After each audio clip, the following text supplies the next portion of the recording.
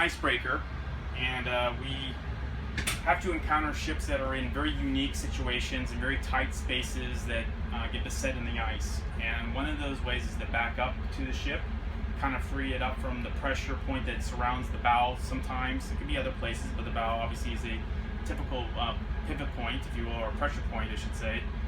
And sometimes we operate what's called, this is our aft con, if you will, or aft conning position, where we could drive the ship just like we are on the bridge. We can come down here. You have the azapod controls right here, again, that are operating manually. And in the ice, that's 95% of the time we will operate manually in the ice. The computer just cannot react in a way that is normally encountered in free water, if you will. So 95% of the time, and really in AFCON, I would say 100% of the time, we'll be operating manually. We'll get up real close to the ships to the point where we're almost touching her.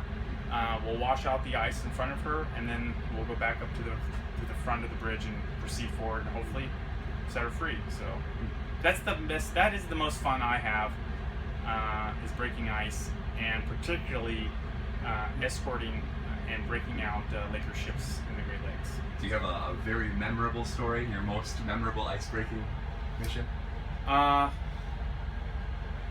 So last winter was a pretty tough winter, not this year, but the year before, and there was in Whitefish Bay, which is on the southeast side of Lake Superior, we had a series of ice conditions, probably 4, 5, 6 feet of ice pressure there.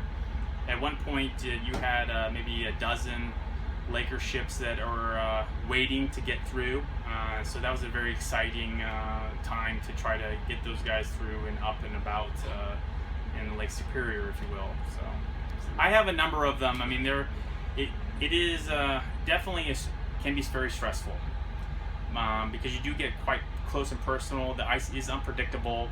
You always have to be thinking one step ahead of the operations, and the trick really is not hitting the other ship, but keeping her moving. So you want to get as close as needed, but as far as away as possible from the escort ship. So things do get sometimes somewhat precarious, but fun.